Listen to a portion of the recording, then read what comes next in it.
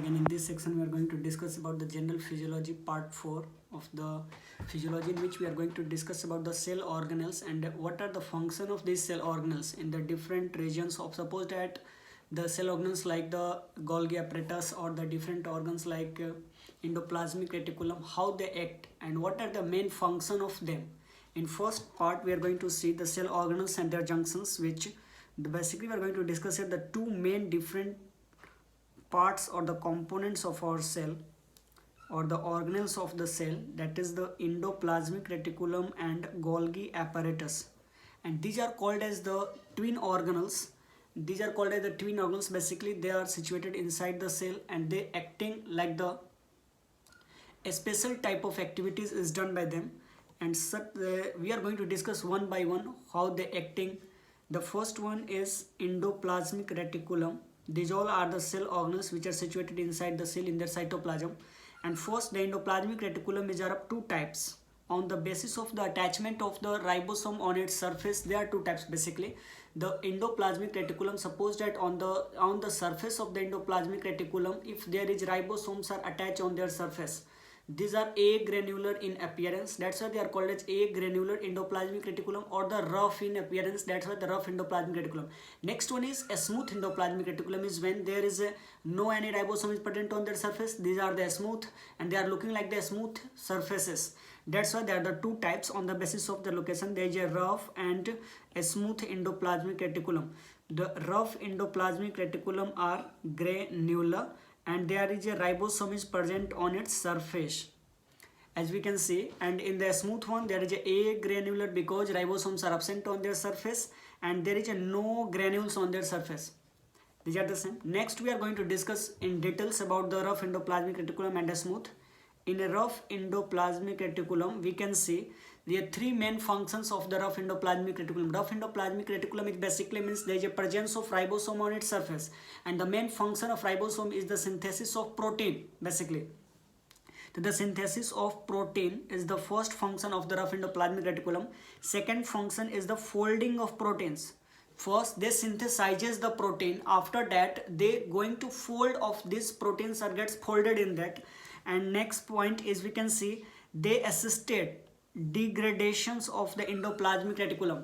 They are doing the ERAD, it means the assisted means they are associating and they activating, they participating in the activation through which they assisting or they are doing like the helping in the degradation of the endoplasmic reticulum. What are they gets misfolded, or the misfolded proteins are they gets degraded.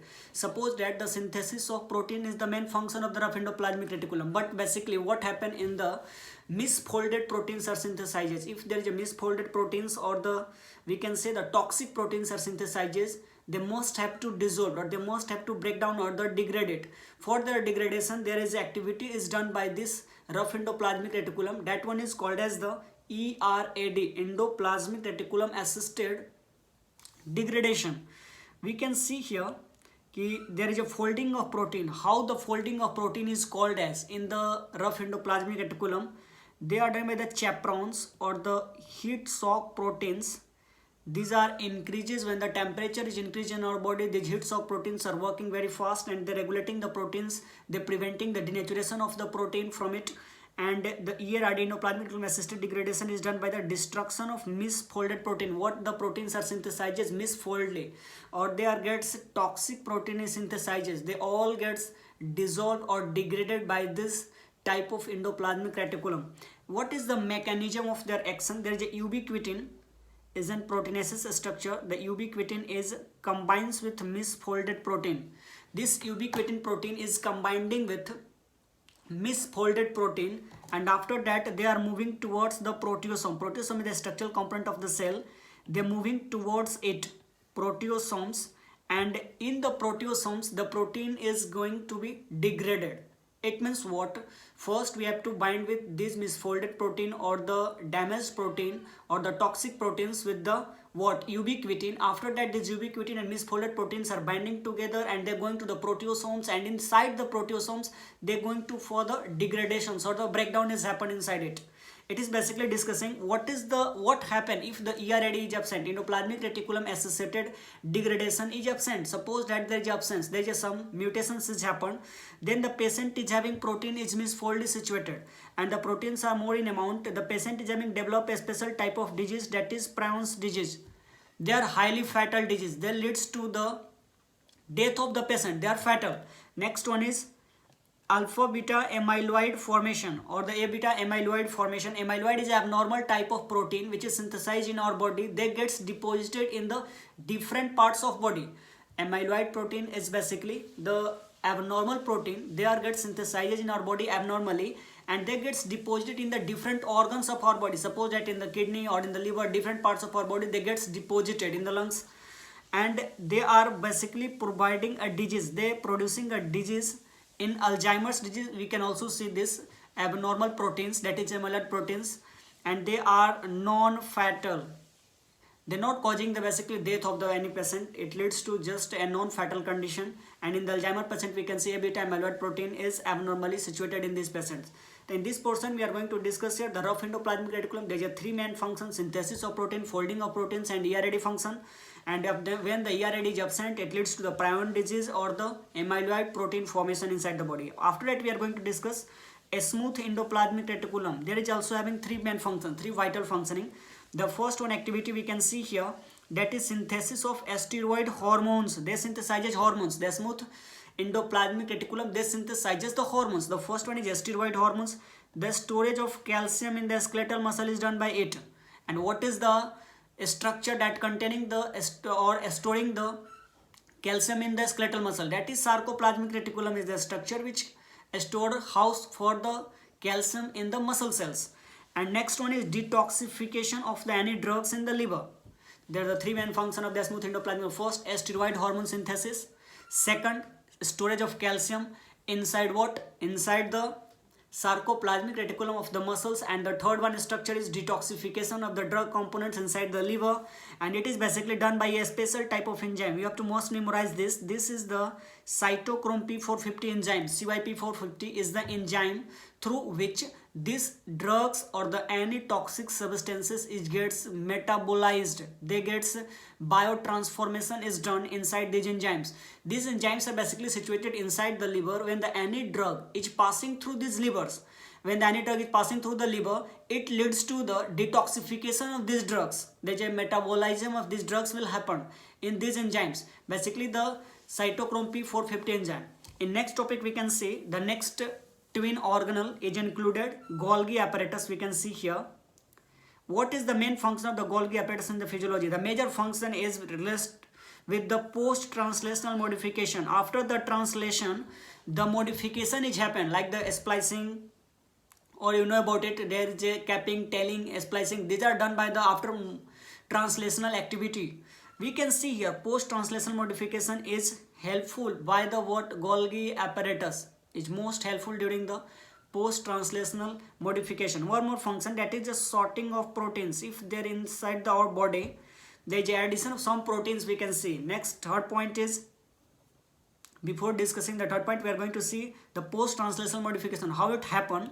We can see here the Golgi apparatus is present basically near the endoplasmic reticulum, or which one? Rough one.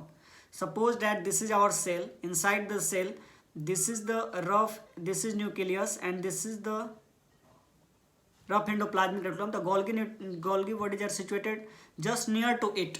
This is the Golgi body, this is the rough endoplasmic reticulum. Next point is it, the protein synthesis basically occurs where? As we discussed, in the rough endoplasmic reticulum. Protein synthesis means translation is happen inside the or done by the rough endoplasmic reticulum. After that, these proteins are moving towards the Golgi apparatus or the Golgi bodies. First, the proteins are synthesized inside the rough endoplasmic reticulum or on the rough endoplasmic. After that, they are transferred or they transfer to the Golgi apparatus, and these Golgi apparatus are doing something. What they are doing? They are doing glycosylation. These proteins are gets glycosylated, and the glycosylation of protein is done by the addition of carbohydrate side chain added on these proteins and forming a glycoprotein. Suppose that these proteins are passing from the rough endoplasmic reticulum to the Golgi bodies or the Golgi apparatus. After that, these Golgi bodies are doing something, attaching the something on these proteins, and that is called as glycosylated. The carbohydrate side chain is attaching to these proteins. On that proteins, the carbohydrate side chains are attached, and after that, this process is called as glycosylation process. What happened after that? These proteins are attached to the carbohydrate. These are called as the glycoproteins attachment. After that, this glycosylation is for what? For what we are doing glycosylation of these proteins? We are doing the glycosylation for the stability. These proteins are gets stable in this condition. When we are doing the glycosylation, after the completion of this stage, the protein gets more stable than the previous stage. So everything is done for the stability. In next point, we are discuss about the main function of the sorting of proteins. We can see the sorting of proteins. What happened inside it? The Golgi apparatus is adding the mannose 6-phosphate to the proteins. Suppose that these proteins are exited from the rough endoplasmic reticulum. After that, there is a mannose 6-phosphate are adding on these proteins, and after that, such proteins are moved only to the what? Lysosome. And lysosome is for what? Dissolution of cell, damaging of cell, breakdown of cells, or the breakdown of different types of proteins, or the damaging of these proteins, destruction of these proteins. That these all are done inside the lysosome. When the mannose 6-phosphate is attaching to the any of the protein, they are moving towards the lysosome for their degradation or for their breaking down. They are gets damaged. So first of all, we are going to see what are the sorting of proteins, how they happen. The attaching of mannose 6-phosphate on the proteins. After that, these proteins are moving towards the lysosome only, and inside the lysosome there is a breakdown or degradation is happened. Next point, we can see the parts of Golgi apparatus are three, basically three parts of Golgi apparatus. The first one, receiving end, we can see. The second part, we can see there is a Golgi apparatus proper part, means more common part, and the released end. First of all, suppose that this is the Golgi apparatus. There is the starting end, or they are also called as receiving end,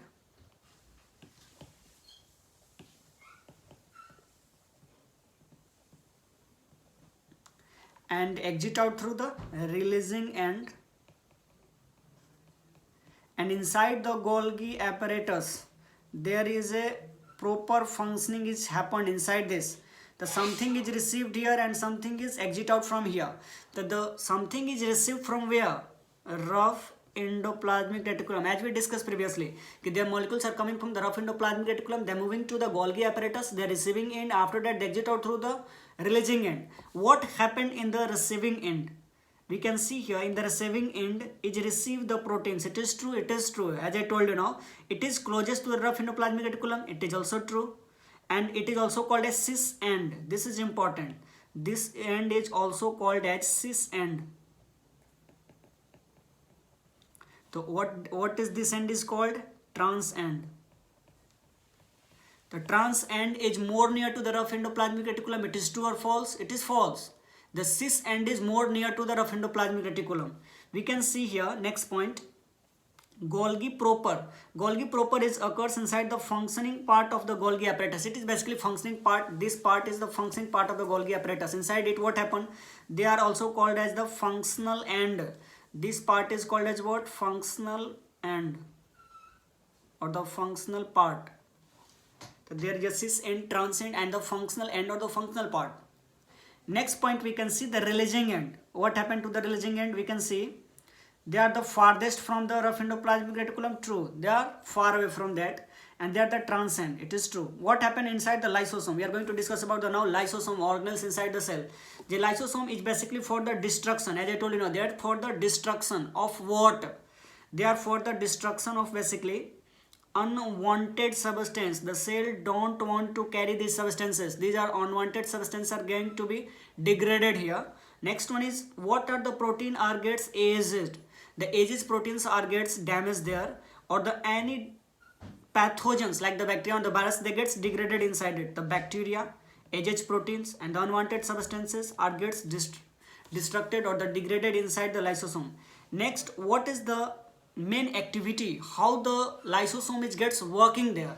The lysosomes are get working like this. We can see here there is a hydrogen ATPase, or the we can say like the hydrogen ATPase or the proton ATPase channel proteins are present. What happen inside it?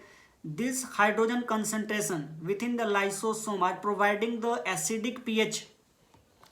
The lysosome is having hydrogen ATPase pump activity. This hydrogen ATPase pump activity is doing the producing acidic environment, or acidic activity, or the environment is done by them, and after that they leads to the destruction of what the substance inside it present is gets degraded or the damaged or the destroyed or the destructed.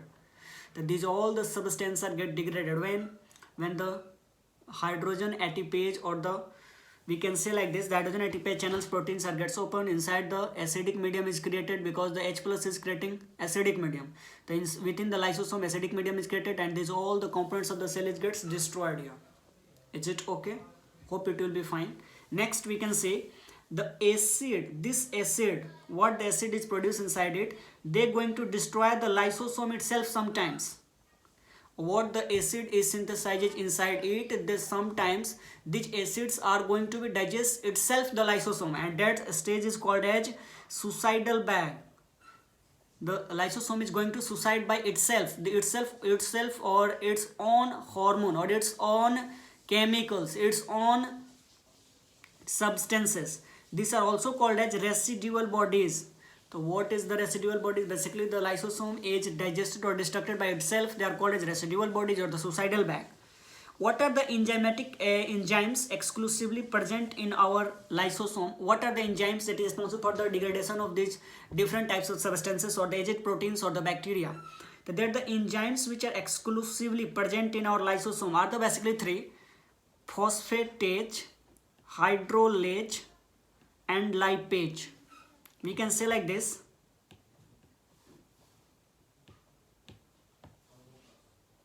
LPH, lipases, phosphatases, and hydrolases. These are the three enzymes basically which is responsible for the digestion of the different parts of the bacteria or the different kinds of aged proteins or the substances which are unknown unwanted substances from the cell.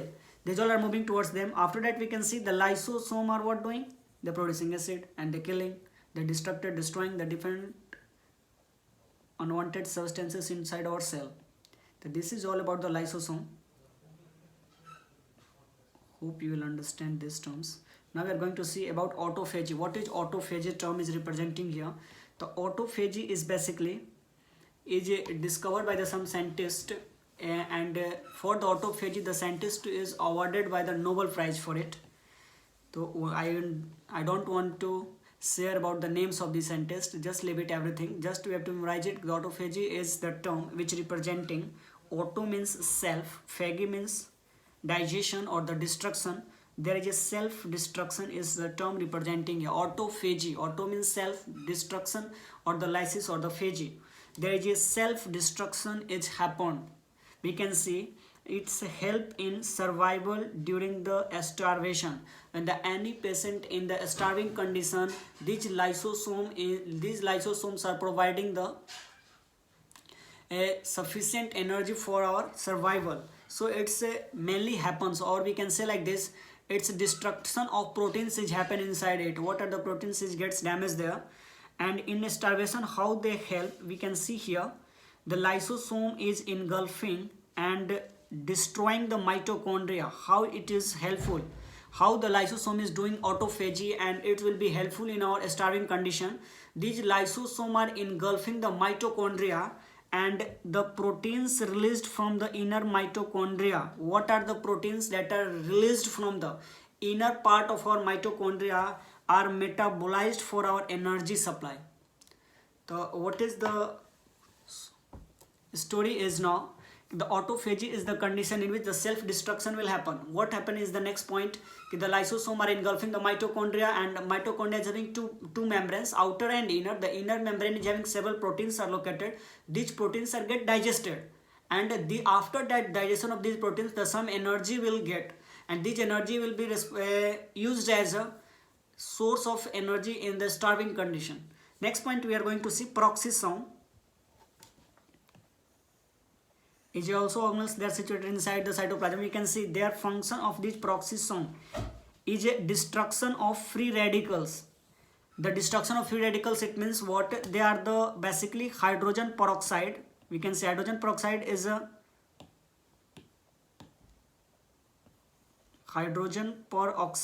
free radical which it is helpful in the catalyzing the enzymes.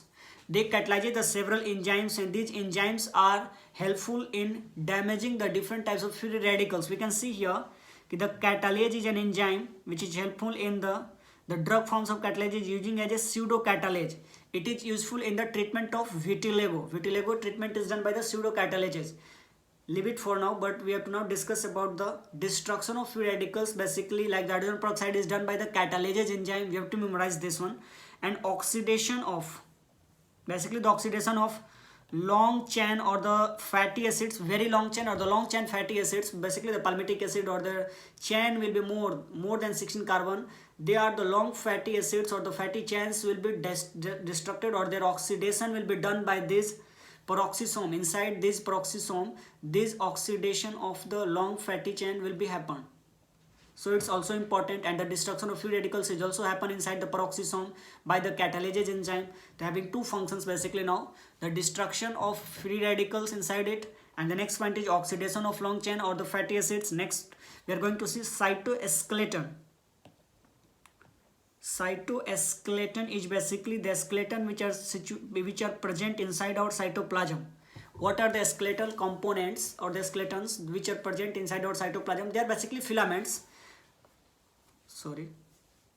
They are basically filaments are present inside it, and they providing a strength to the cell. What are the structural component? They are always providing the structure, or they providing the strength to the different parts of our body. Same as here inside the cell, there is a different types of cytoskeleton molecules are present, and they providing what? They providing a strength to the cell, or they are also called as the bone of the cell. They are providing a strength inside our body. Same, the muscles and the bones. The bone is basically providing whole structure, or the whole skeleton of our body, or the whole structural component is managed by that, but the muscle is providing just supporting a structure.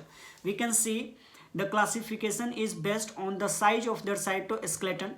There is a three main types: microtubules, microfilaments, and intermediate filaments. They are the three: microtubules, microfilaments, and the intermediate filaments.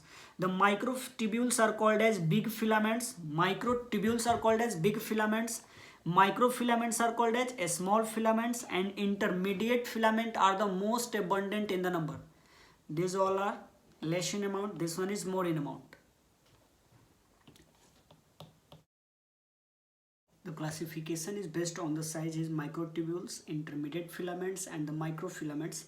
The microfilament is basically representing here about the microfilaments is representing about the small filaments. What are the small filaments is present in our cells? They are representing here, and the microtubules are the big filaments. They are the bigger filaments, and the intermediate filaments. We are going to discuss one by one what are the micro, what are the small filaments or the intermediate filaments. First we are going to discuss here microtubules.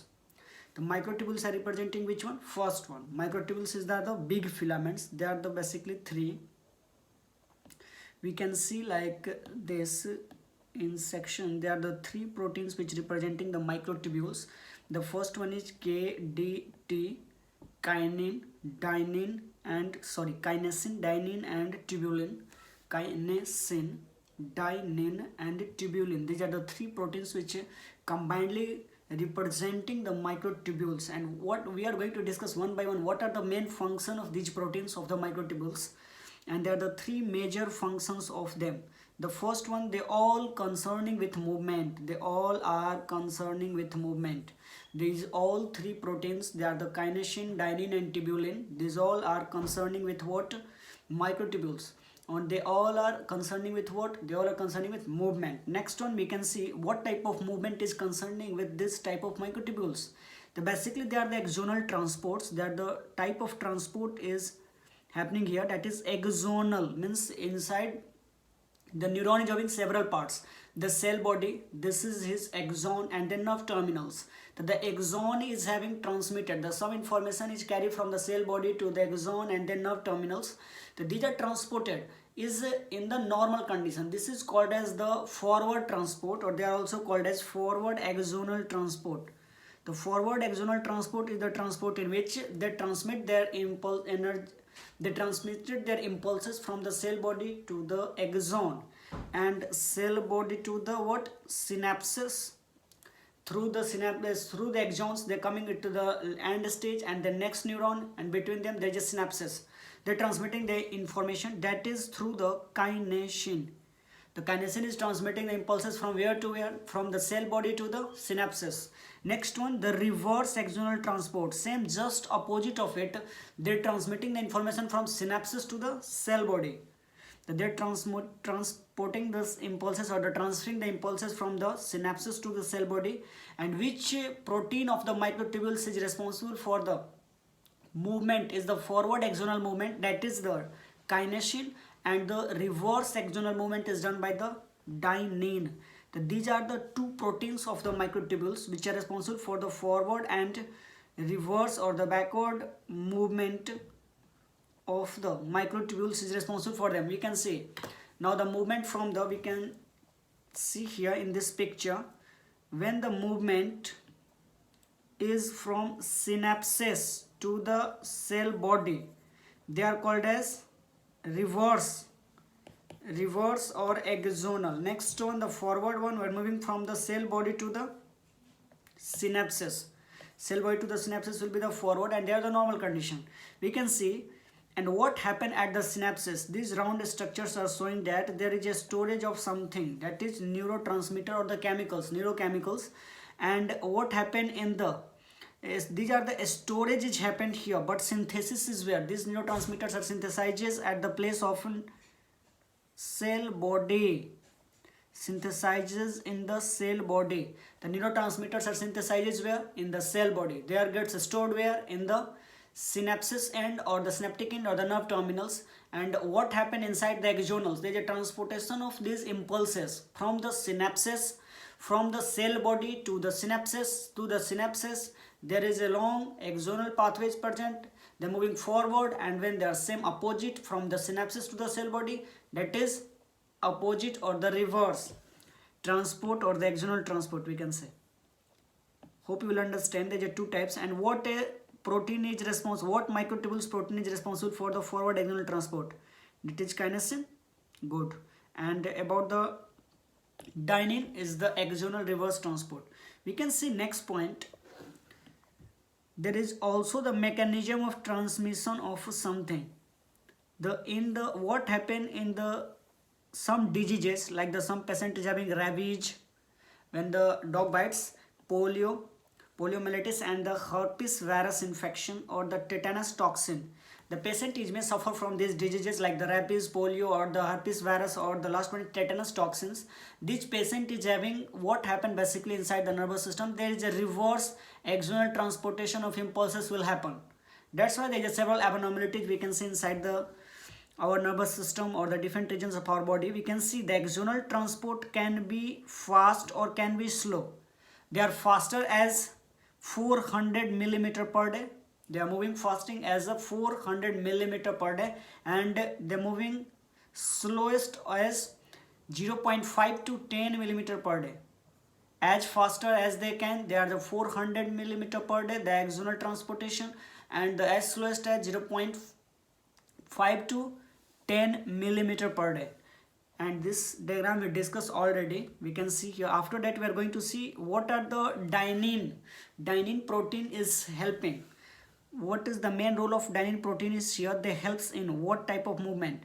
The dynein protein helps in the movement in somewhere also some different parts of bodies, or the different parts of bodies also in the fallopian tube of female reproductive system.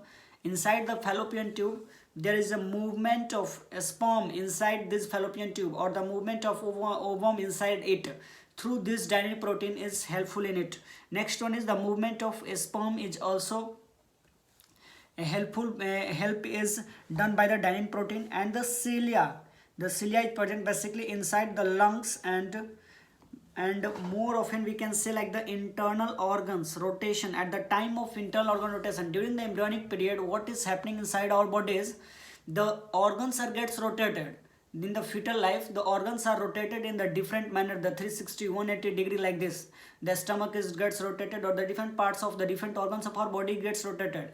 That time the cilia is play an important role. And the one in the lungs, in the lungs the cilia is beating from moving outward direction inside our trachea, and they helpful into the production of sputum, or the mucus gets comes out from our respiratory tract. We can see here they are responsible for the protective function also, or they helps in clear the sputum also. In our trachea they are moving unidirectional from outward direction, and the cilia is required for the rotation of internal organs in the embryonic phase, we can see. And in the fallopian tube, in the sperm, the motility will detained by them.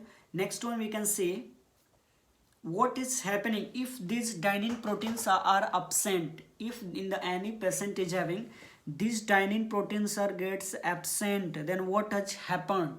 Suppose that the dynein is responsible for the fallopian tube, inside it the movement of ovum or the sperm movement, or the cilia present inside the lungs, they are the sputum or the protective function or the sputum releasing.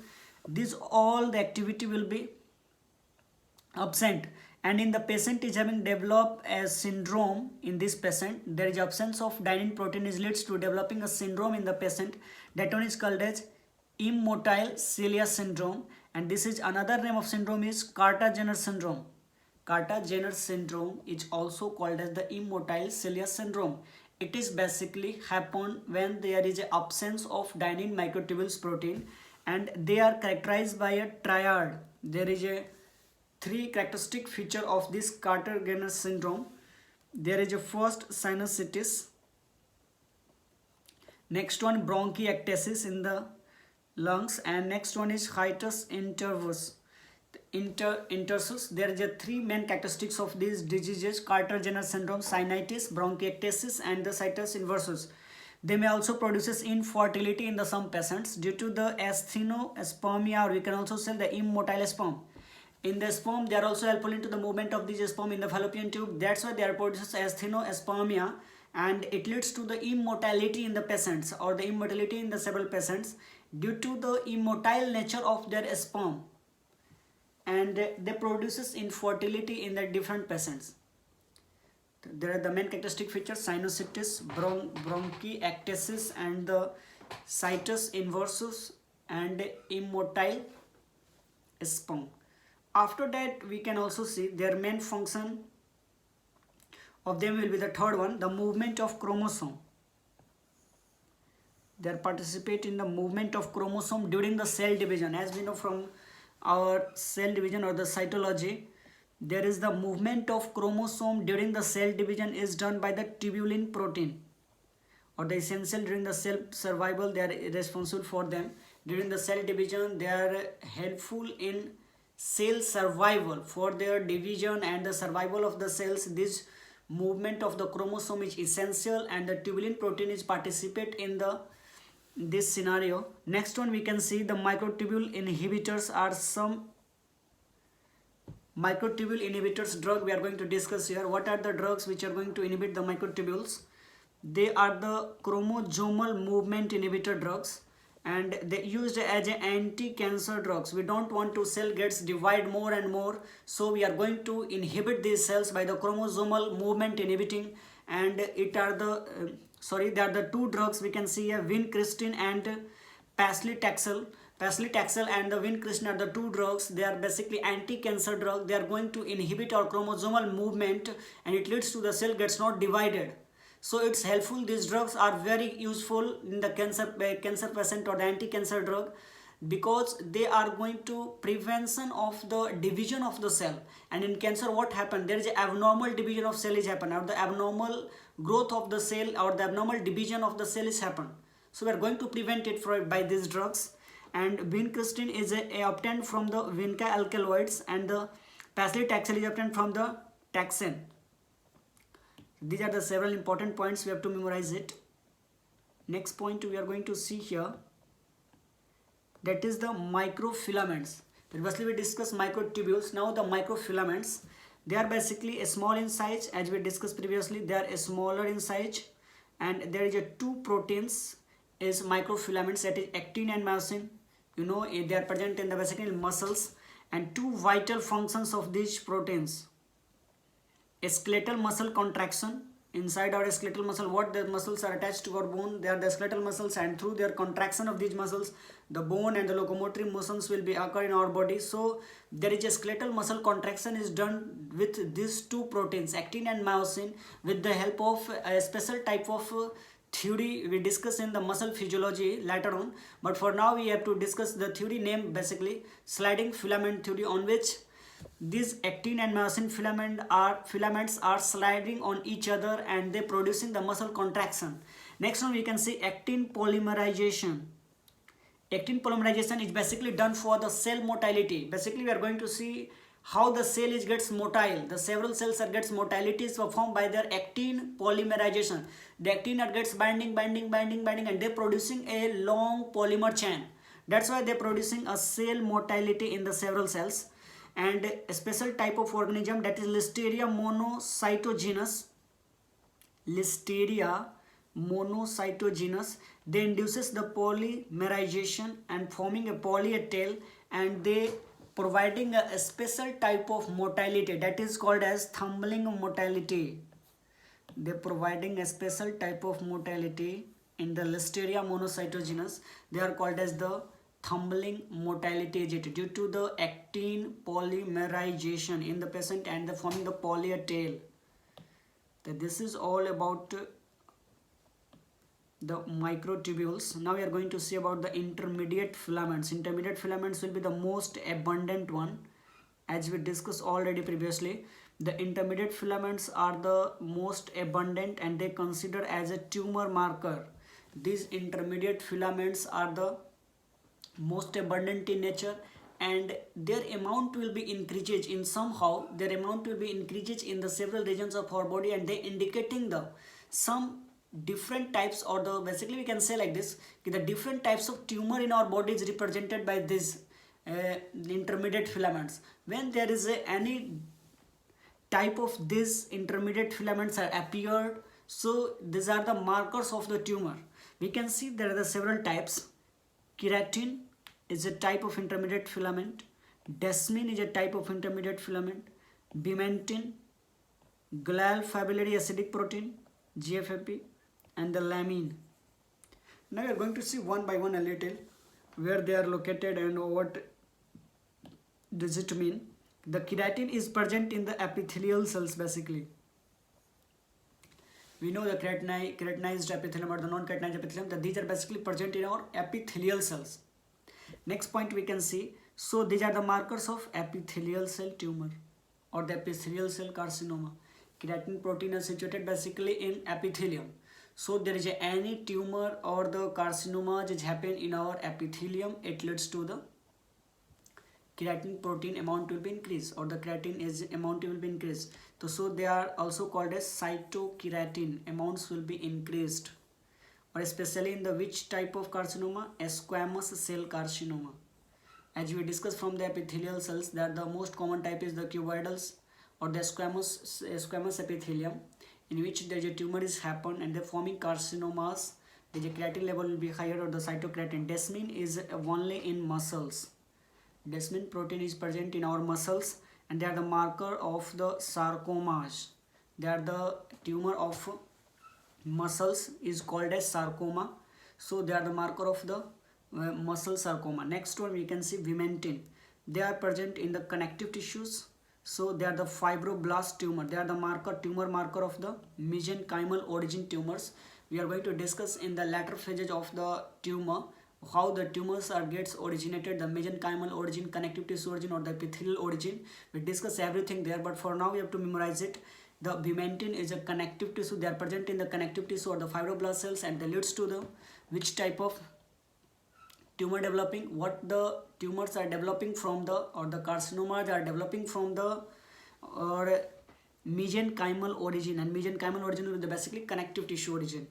The glial fibrillary acidic proteases, they are present in our astrocyte cells.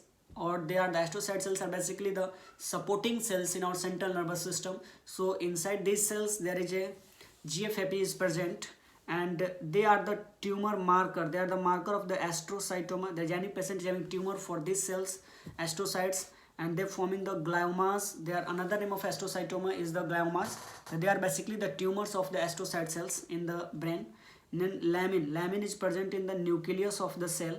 If there is any patient is having premature aging, this lamin is causing the premature aging of the cells, and they are also representing a term progeria, that is the mutation in the lamin. There is a patient in the patient nucleus, the lamin is situated, any cell of the patient nucleus. When there is any mutation is occurs in this patient, there is a premature aging of these cells will happen, and the cells will get dies. There is a special type of disease is happen, that is progeria. And these patients is having basically the cells are die very fast, so their lifespan will be very what come means decrease. Their lifespan will be decreased, and this disease is called as Werner syndrome. The patient is having developed Werner syndrome is basically the lifespan will be decreased. After that we are going to discuss here at table. We can see the markers of cellular components. What are the different markers of cellular components? Inside our cell there is several cellular organelles are present, and for these cellular organelles there is a specific markers are present in our body. When these cells are damaged or the particular organelles is damaged, then this type of markers will be increased in our body, or these markers will be reduced in our body. So we can calculate it, or we can test it by these markers what happen inside our bodies, or we can calculate it. We can also say like this, these markers are most specific, giving more specific information for what going on our body. So we can see here, this is the part of our cell, and this is the marker here in the nucleus. For the nucleus there is two markers, RNA polymerase and histone deacetylase. So these are the two markers of nucleus. Mitochondria, there is a marker is ATP synthase. Endoplasmic reticulum, their marker is glucose 6-phosphatase. Golgi apparatus, their marker is galactosyl transferase. And lysosome, their marker is phosphate acid phosphatase. Or the peroxisome, their marker is catalase and urate oxidase. And cytoplasm, their marker is lactate dehydrogenase. And the cell membrane is having marker is sodium potassium ATPase. So these are the several markers. We have to memorize it. What are the different markers of the different organelles of our cell? Next point we can see the cellular junction here. Cellular junctions means they basically participate in the connecting the different parts of our cells in between the cells. So these are the cell to cell type connection and the cell to basement membrane connection. Suppose that this is the cell to cell connection, and this is the cell to basement connection. This connection is cell to basement, and these connections are cell to cell. This is cell to cell. We can see the cell to cell connection is 4. Zonular adherence, desmosome, tight junction, and gap junction. These are the 4 cell to cell connection. They are connection forming between the cells, but there is a two most important part which are also participating in the cell to basement membrane functioning. That is the desmosome, hemidesmosome, and cell adhesion molecules. They are the cadherins, integrins, and selectins. These are the 3 cell adhesion molecules. They are helpful in the cell to the help in the adhesion, or their glue like activity is doing there, and they participating in the cell attachment to their basement membrane formation, or they are helpful in the attaching to the cell membrane basically. Now we are seeing one by one the cellular junction here. Inside the zonular adherence, they attach to the actin A4A. Desmosome is the zonular adherence except The intermediate filaments are not present here, and they are present where? In the area of mechanical stress, where the more mechanical stress is present in our body, in the heart, screen and uterine cervix region. These are present basically in that area, desmosomes. Tight junction is also called as zonula occludens. This all you know from the first year, or the I think you know from the different topics of the histology or the immunology. For now we are just taking a revision purpose. The rope like tight connections between the cells, they are the forming rope like structures. The tight junctions, there is a two proteins are special, claudin and occludin. We have to memorize it. In the tight junctions, two proteins are working here, that is occludin and claudin. And what are the locations of tight junction is basically they are participate in the formation of blood brain barrier, intestine, they are present in intestine, in the kidney, or in the choroid plexus formation. Next point, we can see what are the function of this tight junction. They regulate the paracellular transportation or the movement of substances. Paracellular sideward movement between the two cells, there is a sideward movement is transported through them. And the gap junction is situated in our heart, neurons and the smooth muscles. Location is most important for all, so we have to memorize it. And the gap junction forming the proteins, that is connexon. This question is important. Connexon is present, connexon protein is present in which type of gap junction? They are in which type of connections? The gap junction. And there are just 6 subunits of these connections. They are called as connexin protein, and this is basically present in the cardiac gap junctions are located, that is called as intercalated disc. So what type of gap junction is present in our intercalated disc? That is the gap junction is here, we can see. And this is all about this topic. And for now, our cell organelles and the different parts of our cell, this is all about them. In next topic we are going to discuss about the different general physiology topic, but for now that's all. And hope you will understand and enjoy this journey with Arca Medicos. Thank you from my side. Take care. See you in next video. Thank you. Bye bye.